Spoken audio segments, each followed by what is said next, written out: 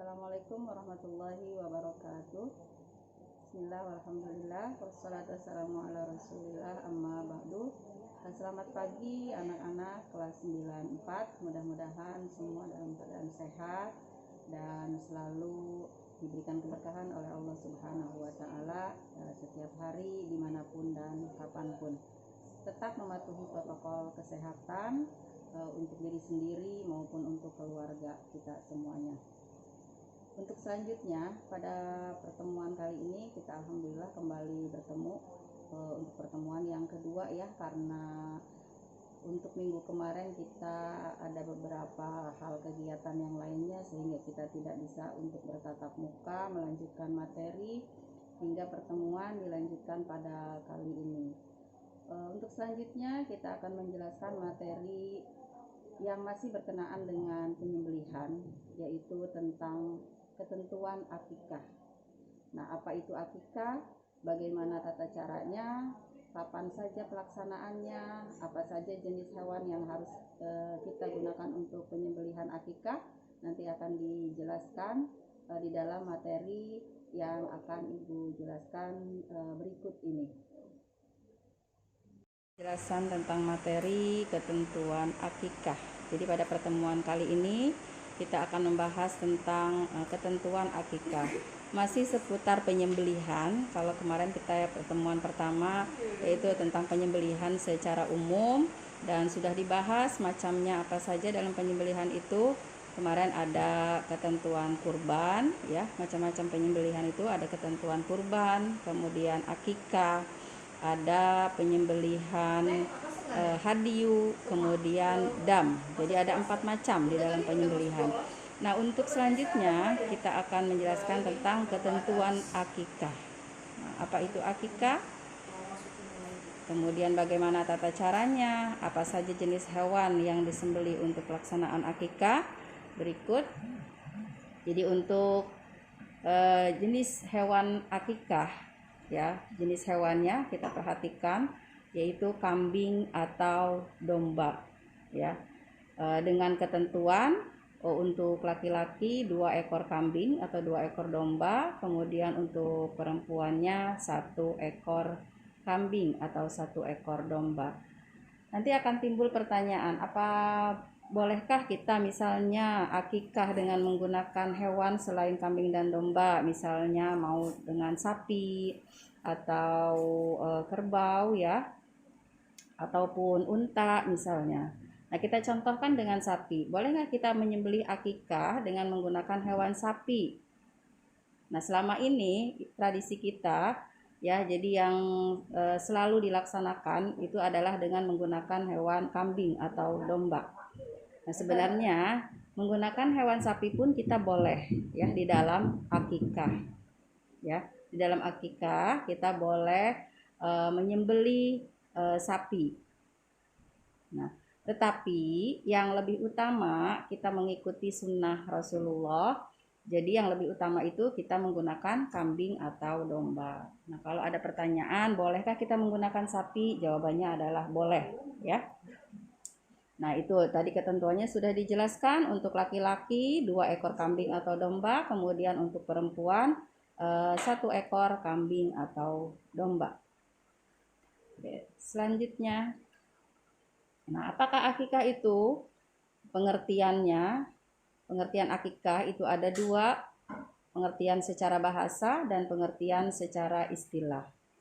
Pengertian secara bahasa yaitu berasal dari kata akko, bahasa Arabnya ya, berasal dari kata akko, artinya membelah atau memotong.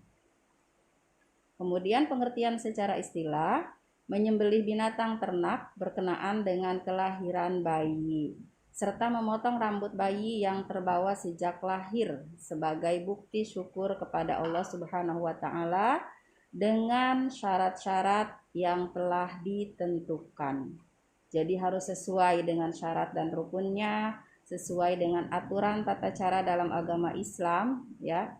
Kita dalam menyembelih binatang atau menyembelih hewan, baik untuk kurban maupun untuk akikah.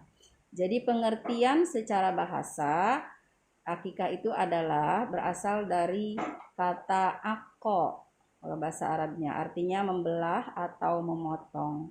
Secara istilah, pengertiannya menyembelih binatang ternak berkenaan dengan kelahiran bayi, serta memotong rambut bayi yang terbawa sejak lahir, sebagai bukti syukur kepada Allah Subhanahu wa Ta'ala dengan syarat-syarat yang telah ditentukan. Nah, itu pengertiannya. Selanjutnya, dalilnya apa saja? Kemudian bagaimana hukum melaksanakan akikah? Nah, kita lihat di sini, hukum melaksanakan akikah adalah sunnah muakkad. Nah, apa itu sunnah muakkad? Sunnah muakkad adalah sunnah yang dianjurkan. Sunnah yang sangat dianjurkan oleh Rasulullah SAW karena beliau sendiri pada masa itu pernah menyembelih hewan akikah untuk kedua cucunya yang bernama Hasan dan Husain. Jadi hukum melaksanakan akikah adalah sunnah muakkad. Dalilnya apa? Di sini ada 2 dalil hadis, diperhatikan ya. Ada 2 dalil hadis riwayat Ibnu Majah, itu yang pertama yang berbunyi Bismillahirrahmanirrahim. An Samrata anin Nabi sallallahu alaihi wasallam qala kullu gulamin murtahinun bi aqiqatihi tuzbahu anhu yaumas sabi' wa yukhlaqu ra'suhu wa yusamma. Yang artinya diriwayatkan dari Samurah dari Nabi Muhammad sallallahu alaihi wasallam bersabda, setiap anak itu tergadai dengan akikahnya yang disembelih pada hari ke-7. Dicukur rambut kepalanya dan kemudian diberi nama. Hadis riwayat Ibnu Majah. Nah, kemudian dalil yang kedua. Di sini Ibu hanya mengambil 2 dalil hadis ya. Dalil yang kedua, hadis riwayat Baihaqi dan Tabrani. Bismillahirrahmanirrahim. Qala Abu Hurairah radhiyallahu anhu, qala Rasulullah sallallahu alaihi wasallam qala Rasulullah sallallahu alaihi wasallam al-aqiqah tuzbahu li sab'in wa li arba'i asyrata wa li ihda wa ishrin. Abu Hurairah berkata bahwa Nabi sallallahu alaihi wasallam bersabda, akikah itu disembelih pada hari ke-7 atau hari ke-14 atau hari ke-21 setelah kelahiran. Hadis riwayat Baihaqi dan Tabrani. Nah, ini 2 dalil hadis ini yang menganjurkan kita untuk melaksanakan akikah. Ya. Jadi hukum melaksanakan akikah itu adalah sunnah muakkad. Ya. Kita lanjutkan. Nah, mudah-mudahan sudah paham ya dari pengertiannya, kemudian hukum akikah, kemudian dalilnya yang menganjurkan kita untuk melaksanakan akikah. Selanjutnya, nah, kapan kita melaksanakan akikah? Nah, tadi sudah disinggung dalam hadisnya yang kedua ya, hadis yang kedua yang Ibu bacakan. Penyembelihan akikah dilaksanakan 1 kali seumur hidup. Nah, jadi beda dengan penyembelihan secara umum, beda dengan penyembelihan kurban ya. Kalau penyembelihan secara umum itu kita kapan saja waktunya. Boleh berkali-kali dalam 1 hari, misalnya setiap hari kita menyembelih binatang yang halal untuk kita konsumsi. Nah, kalau dalam penyembelihan kurban itu dilakukan 1 tahun 1 kali. Sedangkan kalau dalam akikah itu dilaksanakan 1 kali seumur hidup. Nah, 1 kali seumur hidup. Ya, jadi penyembelihan akikah dilaksanakan 1 kali seumur hidup. Waktunya bisa kapan saja, sejak anak itu dilahirkan sampai meninggal dunia. Nah, jadi bisa kapan saja. Misalnya kita mau melaksanakan 1 hari setelah kelahiran bayi boleh, atau 2 hari atau 3 hari, terserah kemampuannya. Nah, kalau sejak kecil misalnya kita belum diakikahi karena ketidakmampuan atau hal-hal yang lainnya, maka ketika sudah dewasa kita pun boleh melaksanakan akikah. Jadi mengakikahi diri kita sendiri. Jadi bisa kapan saja. Yang pasti dalam seumur hidup itu kita melaksanakan akikah 1 kali. Nah, akan tetapi waktu yang terbaik sesuai sunnah Rasulullah SAW adalah pada hari ke-7, hari ke-14, dan hari ke-21 sejak kelahiran bayi. Nah, itu adalah waktu yang utama, waktu yang terbaik untuk melaksanakan akikah sesuai dengan sunnah Nabi Muhammad SAW. Nah, tetapi kalau misalnya di hari ke-7 kita belum ada kesempatan atau belum ada kemampuan, di hari ke-14 belum ada, di hari ke-21 belum ada, boleh kapan saja ya. Boleh kapan saja kita melaksanakan akikah. Nah, itu adalah waktu pelaksanaan akikah. Yang pasti 1 kali dilaksanakan ya, seumur hidup itu hanya 1 kali pelaksanaan akikah. Nah, kemudian ada pertanyaan nih, boleh nggak kita misalnya mengakikahi orang yang sudah meninggal? Jawabannya adalah boleh kita mengakikahi orang yang sudah meninggal, karena misalnya sewaktu hidupnya belum diakikahi, karena dia meninggalnya masih bayi atau masih kecil, atau bahkan sudah dewasa dia meninggalnya ya, tetapi ketika masih kecil dia belum diakikahi misalnya. Nah, itu boleh keluarganya mengakikahi orang yang sudah meninggal kalau seluruh keluarganya sudah diakikahi semua ya. Jadi diutamakan keluarga yang masih hidup, yang masih ada ya, baru keluarga yang sudah meninggal. Ya, selanjutnya di sini ada pendapatnya Imam Ahmad bin Hambal tentang pelaksanaan akikah ya. Kemudian pendapatnya Imam Syafi'i dikuatkan dengan pendapatnya Imam Syafi'i tentang waktu melaksanakan akikah. Tadi sudah disinggung bahwa jika saat masih kecil seorang anak belum sempat diakikahi oleh orang tuanya karena orang tuanya tidak mampu misalnya, atau karena keterbatasan pengetahuannya, maka ia bisa melaksanakan akikah untuk dirinya sendiri setelah dewasa nanti.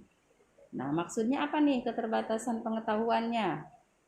Ya, maksudnya adalah misalnya dia pengetahuan agamanya memang terbatas, jadi tidak tahu, dan kebetulan hidupnya misalnya di daerah pedalaman, tidak ada pengetahuan agama yang diberikan secara khusus misalnya ya. Jadi pengetahuannya kurang, sangat minim, terutama pengetahuan agama, sehingga dia tidak mengetahui misalnya gitu ya.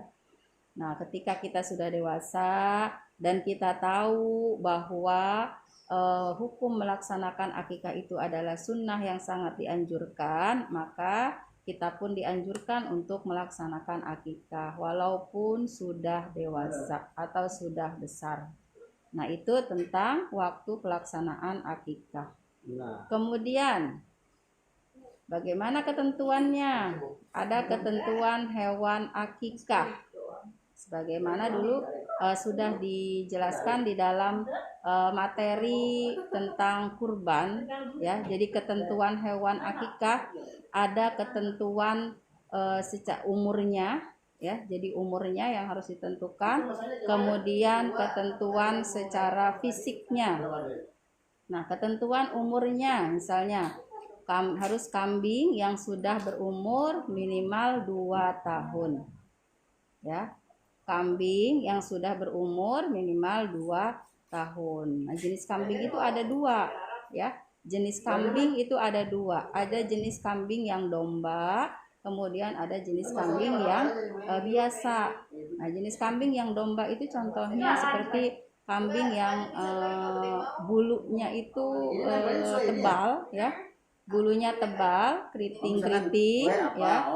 Kemudian itu umurnya harus, umur domba tersebut adalah 1 tahun. 1 tahun atau lebih, atau dia sudah berganti gigi seri ya. Nah, kambing jenis domba itu berumur 1 tahun atau lebih, atau sudah berganti gigi seri. Ada lagi kambing yang jenisnya kambing biasa. Seperti apa jenis kambing biasa itu? Yaitu jenis kambing biasanya bulunya itu lurus ya. Bulunya lurus, tidak keriting-keriting, tidak tebal. Dan bulunya tipis ya. Itu adalah jenis kambing biasa. Nah, itu kambing yang jenis seperti itu harus sudah berumur 2 tahun atau lebih. Nah, jadi beda ya. Ketentuan umurnya itu beda, tergantung jenis kambingnya. Kalau kita menggunakan jenis kambing yang domba, berarti dia harus mencapai umur 1 tahun atau lebih, atau dia sudah berganti gigi serinya. Kalau kita menyembelih akikah atau kurban ya, dengan menggunakan kambing jenis yang biasa, yang bulunya lurus, tipis, itu harus sudah mencapai umur 2 tahun. Nah, kenapa beda? Kalau domba ya, kalau kambing jenis domba dan kambing yang biasa itu memang beda di dalam dagingnya, lemaknya itu beda. Kalau domba itu lebih banyak dagingnya ya.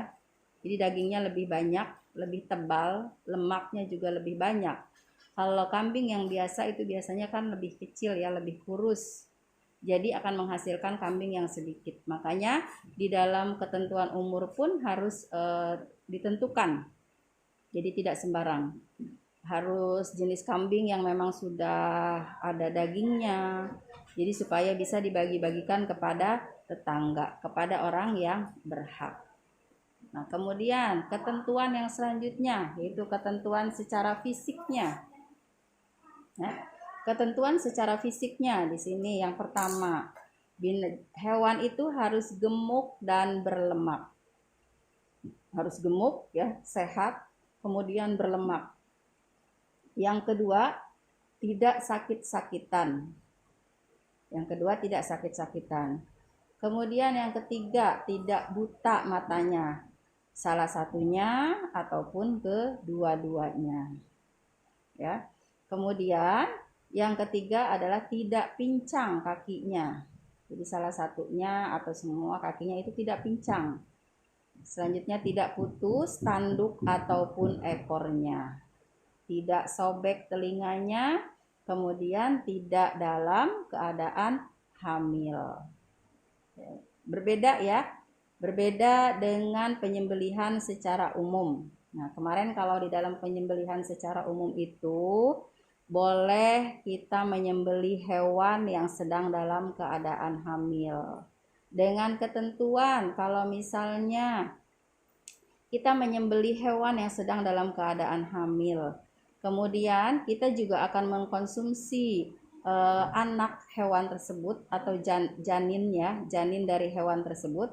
Kalau mau kita konsumsi anaknya atau janinnya tersebut, maka harus disembelih terlebih dahulu jika janinnya itu keluar dalam keadaan hidup. Ya. Jika janinnya itu keluar dalam keadaan hidup. Nah, bagaimana kalau misalnya janinnya itu keluar dalam keadaan mati? Nah, kalau janinnya keluar dalam keadaan mati, maka kita tidak perlu menyembelihnya. Ya, tidak perlu menyembelihnya. Jadi langsung dipotong-potong, disayat-sayat ya. Karena penyembelihan janin binatang itu mengikuti penyembelihan induknya. Kecuali misalnya janinnya keluar dalam keadaan hidup, kemudian mau kita pelihara, mau kita rawat, berarti harus kita lepaskan janin binatang tersebut. Ya. Nah, itu adalah ketentuan hewan akikah, baik secara umurnya maupun ketentuan secara fisiknya. Ya, jadi kalau ketentuan secara umur tergantung jenis kambingnya. Kalau kita menggunakan jenis kambing domba, dia harus sudah berumur 1 tahun atau lebih dan sudah berganti gigi seri. Kalau kita menggunakan jenis kambing yang biasa, itu kambingnya harus sudah mencapai umur 2 tahun. Nah, itu ya ketentuan hewan akikah, baik secara umurnya maupun secara fisiknya. Oke, mudah-mudahan bisa dipahami. Untuk selanjutnya, nah, pembagian daging akikah. Ini hampir sama dengan pembagian daging kurban kemarin ya. Jadi dibagi sepertiga. Daging akikah dibagikan dalam keadaan sudah matang atau sudah dimasak. Nah, beda kalau ininya ya, secara pengolahannya. Jadi kalau kurban kemarin dibagikan dalam keadaan masih mentah. Ya, kalau daging akikah beda lagi, dibagikan ke orang-orang yang membutuhkan, ke orang-orang yang berhaknya itu harus sudah dalam keadaan matang atau sudah dimasak. Dengan pembagian sebagai berikut: sepertiga bagian untuk keluarga, kemudian sepertiga bagian untuk disedekahkan kepada fakir miskin, kemudian sepertiga bagian lainnya untuk kerabatnya atau tetangga dekatnya. Ya. Jadi dibagi sepertiga bagian. Sama dengan kurban. Kurban kemarin dibagi sepertiga bagian. Hanya ketika membagikan dagingnya dalam keadaan mentah. Sedangkan akikah sama sepertiga bagian, tetapi dalam pembagiannya dagingnya harus sudah dalam keadaan matang atau sudah dimasak. Nah, contohnya seperti ini. Jenis masakannya pun boleh bermacam-macam. Bisa disate, digulai, ataupun diolah dengan olahan yang sedemikian rupa sehingga menarik misalnya. Jadi boleh ya. Nah, kalau contoh di sini sudah dikemas. Jadi sudah satu paket, ada nasinya, ada dagingnya, kemudian ada lauk pauk yang lainnya, ada sayurannya ya. Kalau ini sudah dikemas, sudah dikotak. Nah, tapi bolehkah kita misalnya hanya membagikan dagingnya saja? Daging yang sudah matang misalnya. Boleh. Jadi kita cukup membagikan olahan dagingnya saja, tidak perlu pakai nasi atau lauk pauk yang lainnya. Ini hanya sebagai pelengkap ya. Kalau di paket itu dengan lauk pauk yang lainnya lengkap, itu hanya sebagai pelengkap. Jadi bukan yang utama di dalam pembagian daging akikah. Jadi yang utamanya itu hanya dagingnya, hanya olahannya, hanya masakan dari kambing tersebut. Ya, jadi harus tahu, jangan mentang-mentang misalnya kalau sekarang kan biasanya orang membagikan memang sudah dalam satu paket ya, pesan catering dalam satu paket. Nah, itu jangan salah pemahaman. Nanti dikiranya kita membagikan daging akikah itu memang harus seperti itu, harus lengkap dengan lauk pauk yang lainnya. Sebenarnya tidak. Jadi yang utama itu hanya membagikan dagingnya saja. Oke, selanjutnya kita lanjut ke sunnah-sunnah yang harus dilakukan pada waktu kita melaksanakan akikah. Yang pertama, sunnah yang pertama ketika kita melaksanakan akikah adalah mendoakan bayi yang baru lahir. Nah, didoakan tuh, misalnya ada saudara kita, tetangga atau teman yang baru melahirkan, kita menjenguk bayi ya, kita menjenguk anaknya, bayi yang baru lahir tersebut. Jadi jangan cuman menjenguk, jangan cuman lihat, jangan hanya sekedar nengok ya, tetapi sambil membaca doa. Karena apa? Karena bayi yang baru lahir itu rentan dari godaan setan. Ya. Bayi yang baru lahir itu rentan dari godaan setan. Makanya dianjurkan orang-orang yang menjenguk bayi itu harus membacakan doa untuk bayi tersebut. Nah, bagaimana doanya? Coba perhatikan, kalian buka di bukunya, ada ya di materi tentang akikah. Ibu bacakan sambil kalian lihat bacaannya. Ya, di situ ada doanya, u'aiduka bi kalimatillahi tammati min kulli syaitanin wa hamatin wa min kulli ainil lamah. Itu adalah doanya.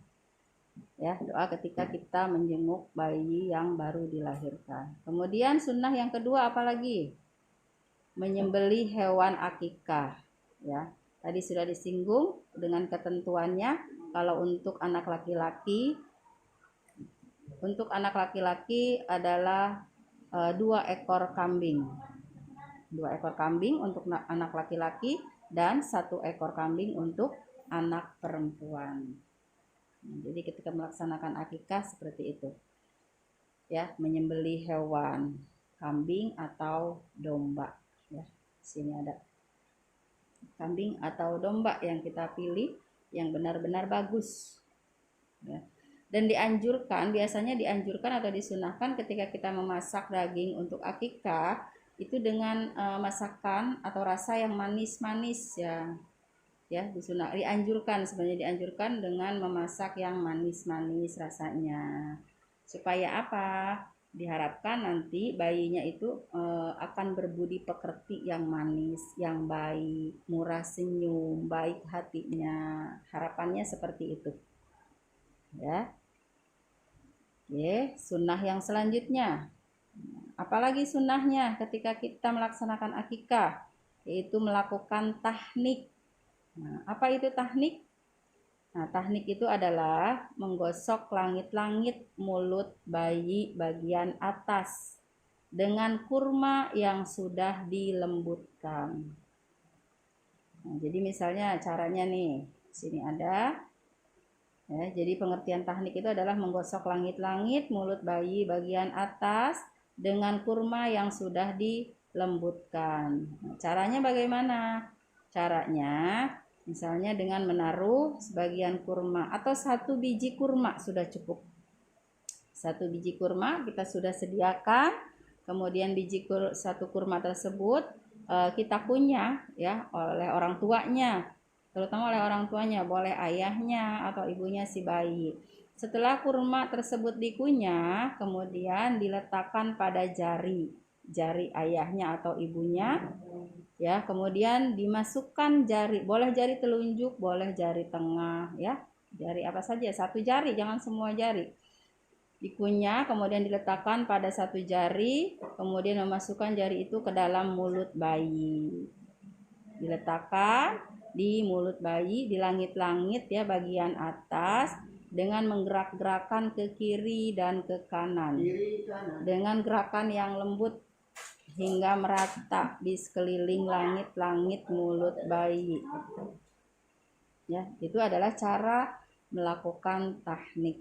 Nah, jadi pengertian tahnik itu adalah menggosok langit-langit mulut bayi bagian atas dengan kurma yang sudah dilembutkan.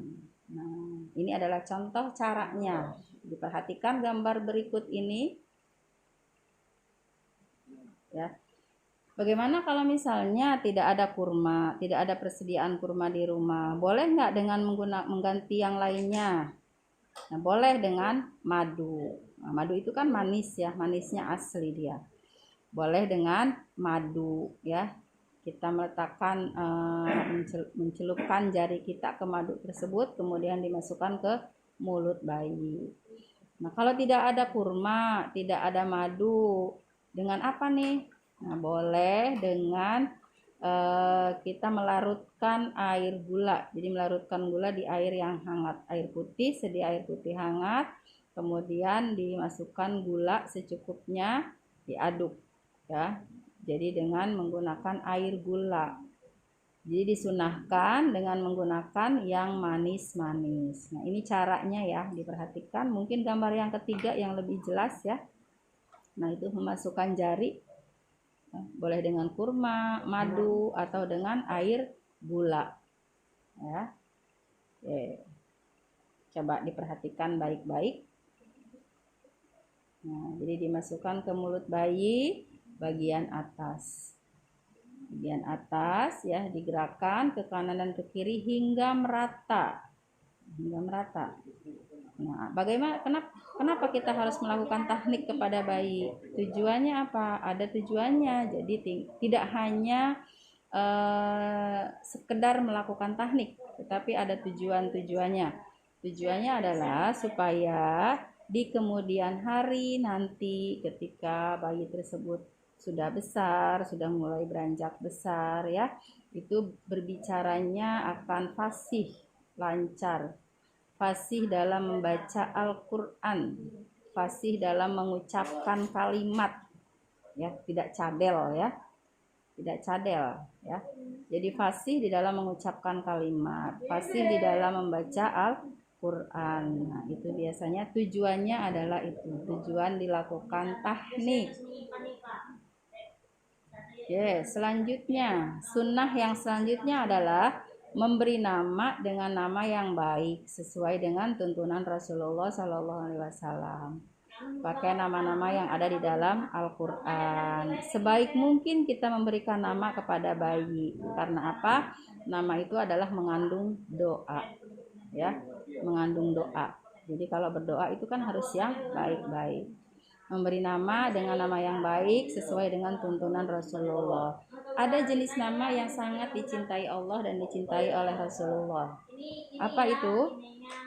Nah, nama yang sangat dicintai, paling disukai oleh Allah dan Rasulnya itu adalah nama yang pertama, Abdullah. Itu nama yang paling Allah sukai. Yang kedua, nama Abdurrahman. Nah, di antara kalian ada enggak nih yang namanya Abdurrahman, laki-laki? Nah, itu adalah dua nama yang paling dicintai, disukai Allah dan Rasulnya. Jadi memberi nama dengan nama yang baik sesuai dengan tuntunan Rasulullah. Kemudian yang kelima, sunnahnya yang kelima adalah mencukur rambut bayi. Dicukur rambutnya sampai bersih ya, karena rambut bayi yang ada itu adalah rambut bawaan sejak dalam kandungan. Jadi disunahkan dicukur rambutnya. Biasanya disunahkan juga ketika kita mencukur semua rambut bayi, itu rambut bayi ditimbang dengan emas atau perak yang sudah disediakan. Ya. Ditimbang dengan emas atau perak yang sudah disediakan. Nah, emasnya itu, peraknya itu, hasil timbangan dengan rambut itu disedekahkan kepada fakir miskin. Jadi harus sesuai timbangannya antara emas dengan rambut atau perak dengan rambut. Paham? Oke, sunnah yang keenam adalah melakukan khitan. Apa itu khitan? Itu sunat ya, disunat alat kelaminnya, disunat alat kelaminnya, karena khususnya untuk laki-laki itu jika tidak disunat itu di situ di ujung alat kelaminnya itu adalah tempat menyimpan air seni atau air kencing. Nah, kalau misalnya sampai dewasa dia tidak disunat juga, berarti dia melaksanakan sholat membawa najis kemana-mana ya. Jadi diwajibkan untuk melaksanakan khitan atau sunat ya. Boleh ketika bayi ya, sambil melaksanakan akikah, ataupun ketika sudah besar, tetapi jangan sampai memasuki usia balik. Ya, ada yang masih bayi disunatnya, ada yang umur 1 tahun, ada yang umur 2 tahun, ada yang umur 3 tahun misalnya ya. Jadi sebelum dia balik sudah dikhitan, sudah disunat alat kelaminnya. Nah, itu adalah 6 kesunahan, 6 macam sunnah yang harus dilaksanakan ketika kita melaksanakan akikah. Ya, akikah terhadap kelahiran bayi. Oke. Ya, selanjutnya kita lanjut kepada hikmah melaksanakan akikah. Nah, bagaimana hikmah dalam melaksanakan akikah? Oke, yang pertama hikmahnya, kegiatan apapun yang ada di dalam, yang sudah diatur di dalam syariat Islam pasti mengandung hikmah dan manfaat yang besar untuk umatnya. Jadi agama Islam tidak sembarang menerapkan satu hukum, tidak sembarang menerapkan satu rukun atau kegiatan-kegiatan yang harus kita laksanakan, kecuali ada hikmah dan manfaat di balik semua itu. Nah, di sini hikmah melaksanakan akikah apa saja? Yang pertama, sarana untuk mendekatkan anak kepada Allah sejak dini. Jadi dari awal kelahiran, nah sejak lahir anak itu sudah dikenalkan dengan Islam, dengan ajaran-ajaran Islam. Contohnya ketika anak bayi sudah dilahirkan, biasanya langsung diazankan oleh orang tuanya ya. Diazankan di kuping sebelah kanan, kemudian diiqomahkan di kuping sebelah kiri. Nah, itu adalah tujuannya untuk mengenalkan anak sejak dini, mendekatkan anak bayi yang baru lahir sejak dini, dikenalkan dengan ajaran-ajaran Islam, didekatkan dengan Allah Subhanahu wa taala yang menciptakan, diperdengarkan kalimat-kalimat yang baik, kalimat thayyibah ya, kalimat-kalimat yang agung. Jadi diajarkan ajaran-ajaran Islam itu sejak dini, supaya ketika sudah besar nanti dia terbiasa mendengarkan hal seperti itu, mendengarkan melakukan hal-hal yang memang sudah disyariatkan di dalam agama Islam. Nah, itu hikmah melaksanakan akikah yang pertama. Kemudian yang kedua, sebagai tebusan bagi anak, untuk memberikan syafaat pada hari akhir atau pada hari kiamat kepada kedua orang tuanya. Jadi anak yang diakikahi oleh kedua orang tuanya, dia berhak untuk memberikan pertolongan kepada kedua orang tuanya di hari kiamat nanti, di mana kita sangat membutuhkan pertolongan ya, saat itu membutuhkan pertolongan, membutuhkan syafaat, terutama dari syafaat dari Nabi Muhammad SAW. Nah, anak yang soleh, yang berbakti kepada kedua orang tuanya, yang sudah diakikahi oleh orang tuanya, dia berhak, wajib untuk memberikan syafaat kepada kedua orang tuanya pada hari kiamat kelak. Hikmah yang ketiga, mengukuhkan tali persaudaraan dan kecintaan di antara warga masyarakat. Nah, jadi dengan adanya pelaksanaan akikah, biasanya kan mengundang tetangga, orang-orang dekat ya, orang-orang fakir miskin yang membutuhkan. Itu di situ ada kebersamaan. Jadi karena mereka berkumpul ya, berkumpul bersama, akhirnya terjalin kebersamaan, terjalin persaudaraan, terjalin kekompakan, kecintaan di antara warga masyarakat. Kemudian hikmah yang terakhir, yang keempat, merealisasikan prinsip-prinsip keadilan serta menghapuskan kemiskinan ya. Kita memberikan jadi daging hasil penyembelihan akikah itu, masakannya diberikan kepada fakir miskin, kepada orang-orang yang membutuhkan. Itu adalah salah satu jalan, salah satu cara kita menghapuskan kemiskinan yang ada di lingkungan kita, yang ada di sekitar kita ya. Jadi kita menerapkan prinsip keadilan di dalam agama Islam, membantu orang yang membutuhkan, memberi makan orang yang kelaparan ya, menolong orang fakir dan miskin, supaya mereka bisa merasakan, ikut merasakan apa yang kita rasakan pada saat itu. Itu hikmahnya. Nah, kemudian yang terakhir, ada perbedaannya antara kurban dan akikah. Nah, kalau kurban kemarin dilaksanakannya, penyembelihan kurban itu adalah tujuannya untuk mendekatkan diri kepada Allah, taqarrub dari kata qoroba ya. Qoroba artinya mendekatkan diri. Nah, ada perbedaan kurban dan akikah. Kalau kurban itu dilaksanakan pada tanggal 10 sampai 13 bulan Zulhijjah. Ya, jadi kurban itu dilaksanakan pada tanggal 10 bulan Zulhijjah setelah melaksanakan sholat Idul Adha, sampai dengan tanggal 13 bulan Zulhijjah sebelum terbenam matahari yang disebut dengan hari tasyrik.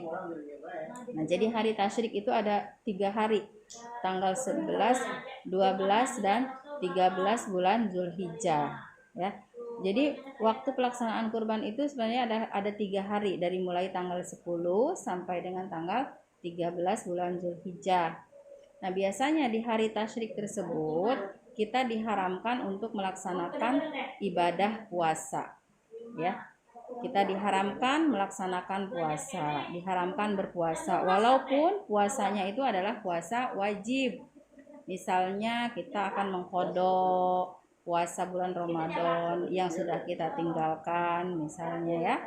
Itu kan mengkodok itu kan wajib ya. Jadi wajib mengkodok.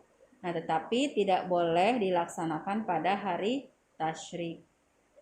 Kenapa? Karena pada hari tasyrik itu adalah kita biasanya disunahkan, sangat dianjurkan, ya dianjurkan untuk memperbanyak sedekah, memperbanyak mengagungkan nama Allah, ya. Kemudian dilaksanakannya setiap 1 tahun sekali, yaitu pada tanggal 10 Zulhijjah atau pada bulan Zulhijjah. Kemudian jumlah hewan kurbannya hanya 1 ekor untuk 1 orang. Nah, jumlahnya 1 ekor untuk 1 orang. Jenisnya pun berbeda. Kalau jenis hewan kurban adalah unta, sapi, kambing, domba atau kerbau. Nah, kemudian kalau akikah dilaksanakan setelah kelahiran bayi. Kemudian yang kedua dilaksanakan sekali seumur hidup. Nah, yang ketiga, jumlah hewan akikah adalah 2 ekor untuk laki-laki dan 1 ekor untuk perempuan. Nah, kemudian jenis hewan akikah adalah hanya kambing atau domba. Itu perbedaannya antara kurban dan akikah. Sampai di sini mudah-mudahan kalian bisa paham. Silakan dibaca kembali materinya masing-masing di bukunya masing-masing karena sudah punya ya. Oke, mudah-mudahan bisa memahami. Ibu cukupkan untuk penyampaian materi yang ketiga yaitu tentang ketentuan akikah. Mudah-mudahan bermanfaat dan ibu akhiri. Assalamualaikum warahmatullahi wabarakatuh.